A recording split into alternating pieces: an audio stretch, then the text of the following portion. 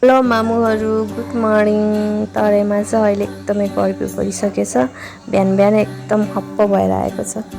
हजुरहरूकोतिर चाहिँ कति गर्मी छ भन्नु होला है त मामुहरू। तराईमा चाहिँ गर्मी सँगसँगै तातो हावा पनि चल्न लागेको छ, त्यही भएर सबैजना आफ्नो स्वास्थ्यको ख्याल गर्नुहोला। हजुर चाहिँ अझैसँग बिहान बिहान डुल्न हिँडिसकिन्छन्। उनलाई चाहिँ घुम्न भनेपछि एकदम मनपर्छ। म चाहिँ यता प्रोजेक्टको लागि जाउनु रेडी गरेछु। फेरि छिटो गर्दैछु, फेरि 9 बजे अफिस पुग्नुपर्ने छ। गाह्रो छ मामुहरू। उसलाई चाहिँ अलिक त्यस्तो जाउलो मन पर्दैन, उसलाई चाहिँ मिक्स मनपर्ने भएर थोरै मिक्स गरिदिएँ मैले चाहिँ। उसलाई चाहिँ मिक्स भयो भने चाहिँ अलिक खान खोज्छन्, त्यही भएर मिक्सै बनाएको छु मैले चाहिँ।